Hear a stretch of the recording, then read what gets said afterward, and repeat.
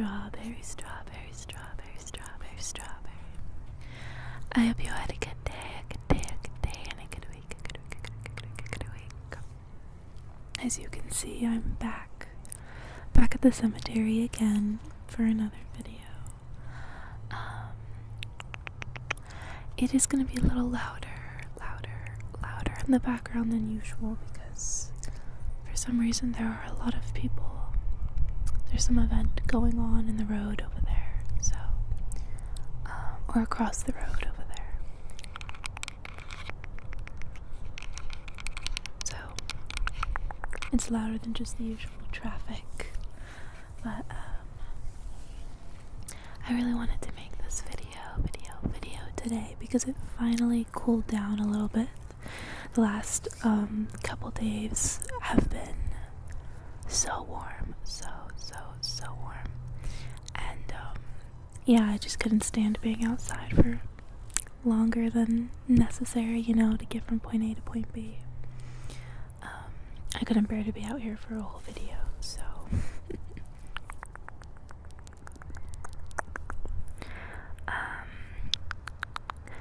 I just recently got this book. The dictionary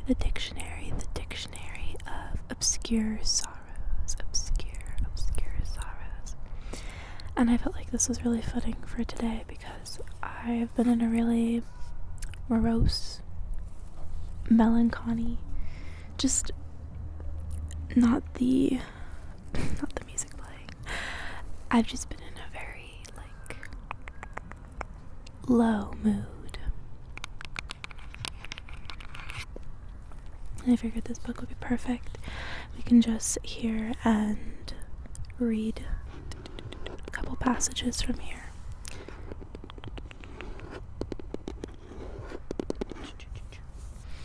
And let's see. Let me read the back for you.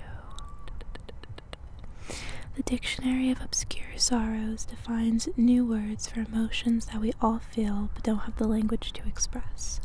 By turns poignant, relatable, and mind-bending, the definitions include whimsical etymologies drawn from languages around the world, interspersed with otherworldly collages, and lyrical essays that explore forgotten corners of the human condition. A truly original book, The Dictionary of Obscure Sorrows is for everyone or anyone who enjoys a shift in perspective, pondering the ineffable feelings that make up our lives, which have far more in common than we think. And yeah, and I'm excited too because now that I have this new mic, I don't have to worry about jostling it like I did with my other one, and I can actually put it up closer to my mouth so you can hear me better. So that's really nice.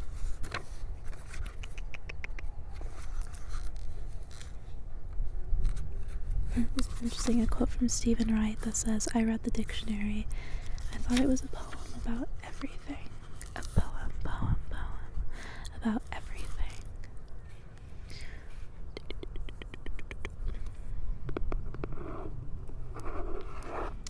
The Dictionary of Obscure Sorrows is a compendium of new words for emotions.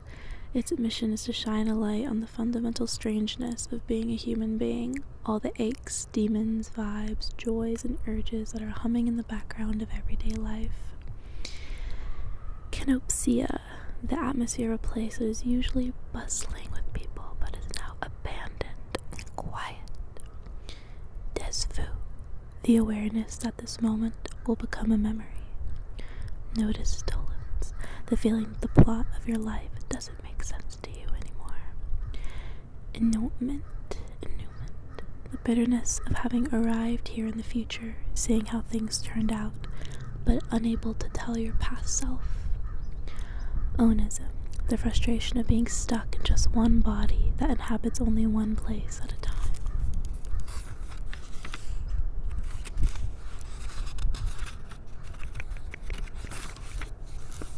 Sonder, The realization that each random passerby is the main character of their own story, in which you are just an extra in the background. I've had that realization often. It's a calming thing to learn there's a word for something you felt all your life but didn't know was shared by anyone else. It's even oddly empowering to be reminded that you're not alone. You're not crazy. You're just an ordinary human being trying to make your way through a bizarre set of circumstances. And oh, there's some flies landing on my book.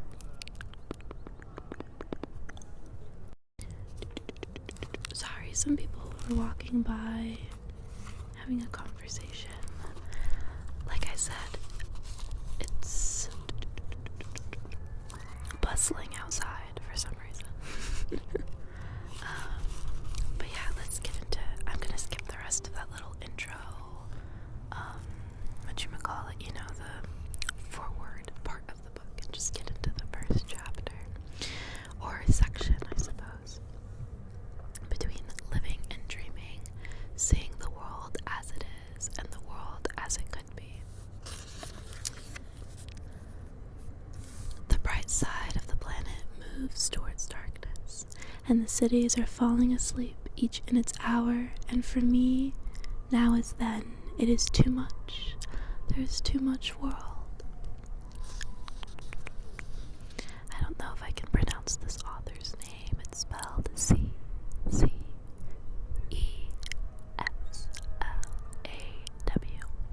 Last name M-I-L-O-S-Z, from the separate notebooks. It's going to be interesting trying to pronounce some of these words. Oh, they do give you pronunciation at the bottom. That's nice. Chrysalism. The amniotic tranquility of being indoors during a thunderstorm. And then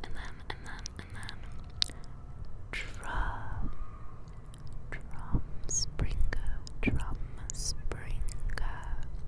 The longing to wander off your career track in pursuit of a simple life, tending a small farm in a forest clearing, keeping a lighthouse on a secluded atoll, or becoming a shepherd in the mountains, which is just the kind of hypnotic diversion that allows your thoughts to make a break for it and wander back to their cubicles in the city.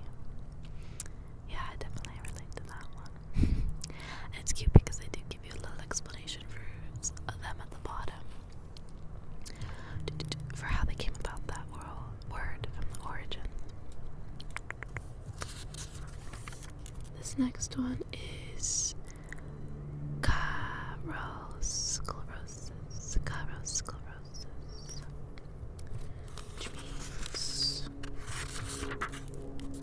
the moment you look around and realize that you're currently happy, consciously trying to savor the feeling which prompts your intellect to identify it, pick it apart, and put it in context where it will slowly dissolve until it's little more than an aftertaste. I like that one. Fabulous. Scabulous. Proud of a certain scar on your body, which is like an autograph signed to you by a world grateful for your continued willingness to play with her, even if it hurts. Alcoholism. The awareness of how fundamentally limited your senses are, noticing how little of your field of vision is ever in focus, how few colors you're able to see, how few sounds you're able to hear, and how intrusively your brain fills in the blanks with its own cartoonish extrapolations, which makes you wish you could experience the whole of reality, instead of only ever catching a tiny glimpse of it, to just once step back from the keyhole and finally open the door. I like that one as well.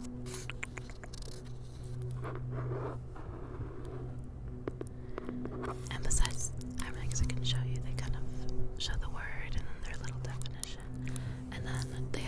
pages where they'll write like a whole dedicated thing to the word, which is really cool.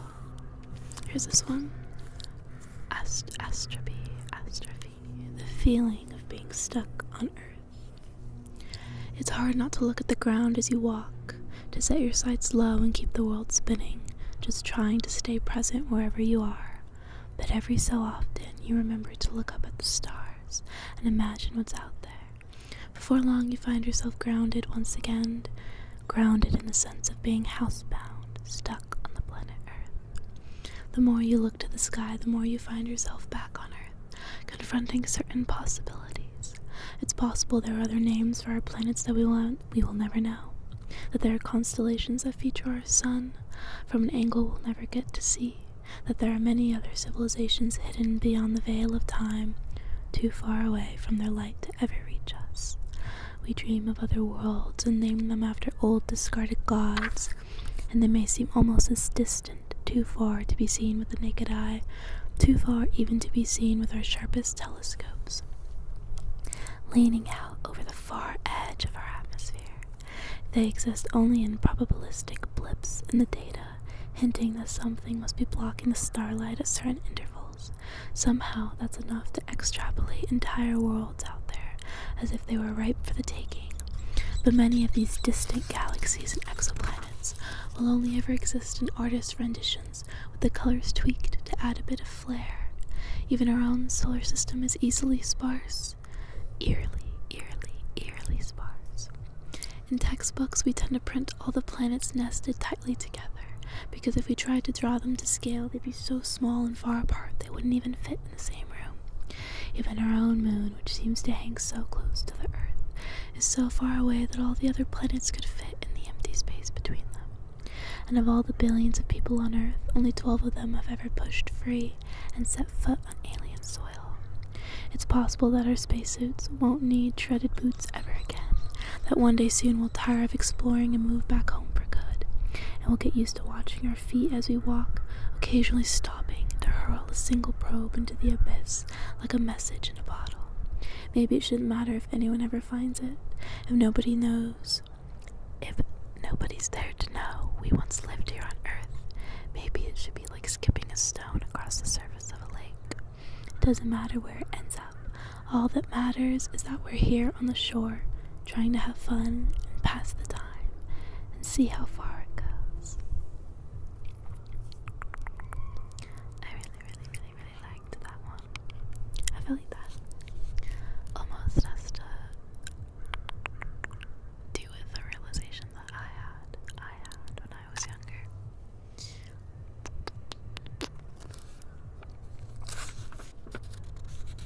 I like this one.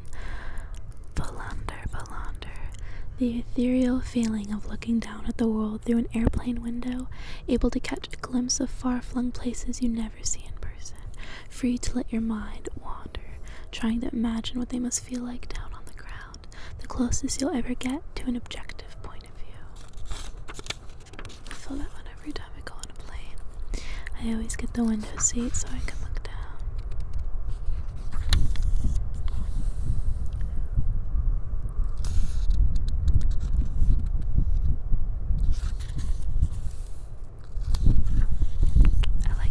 Stories intersected in here as well.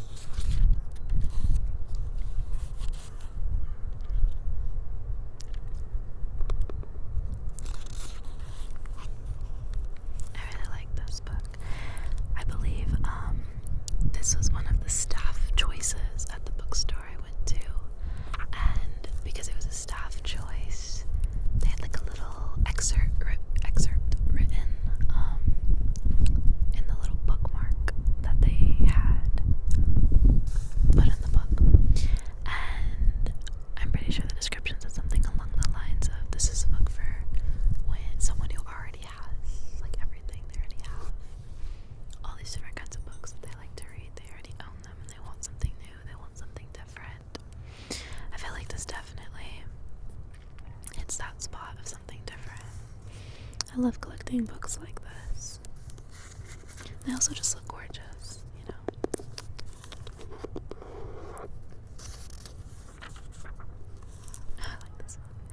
This one's similar to the plain one, I feel like.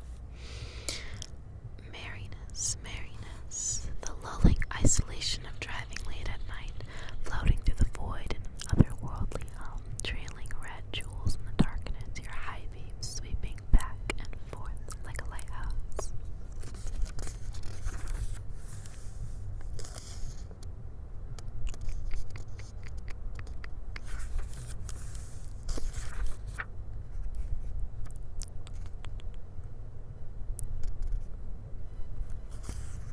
These are so cute though.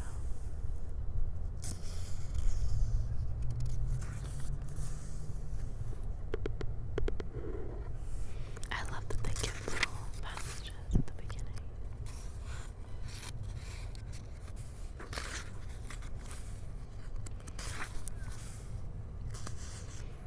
And that was just chapter 1. Chapter 2 is the interior wilderness.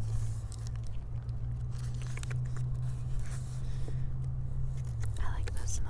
Another quote by D.H. Lawrence. This is what I believe, that I am, that my soul is a dark forest, that my known self will never be more than a little clearing in the forest, that gods, strange gods, come forth from the forest into the clearing of my known self, and then go back, that I must have the courage to let them come and go, that I will never let mankind put anything over me, but that I will always try to recognize and submit to the gods in me, and the gods in other men and women. There is my creed. I liked that one. Oh, my nose keeps itching me today.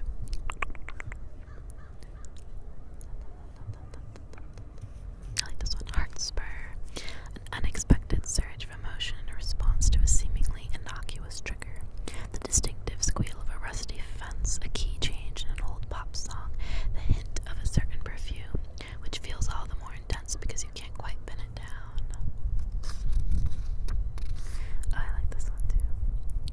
Vacancy. The fear that you're little more than a product of your circumstances. That all the thoughts you put into shaping your beliefs and behaviors and relationships, you're essentially a dog being trained by whatever stimuli you happen to encounter, reflexively drawn to whoever gives you reliable hits of pleasure, skeptical ideas that make you feel powerless.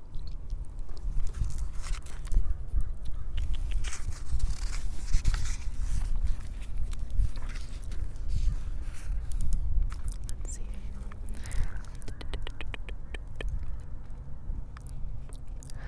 Night talk. A recurring thought that only seems to strike you late at night. An overdue task, a nagging guilt, a looming future, which you sometimes manage to forget for weeks only to feel it land on your shoulder again, quietly building a nest. Definitely relate to that one as well. I feel like I always think of things at night, but who doesn't? Yeah, I think those are the ones I'm just gonna read off for today.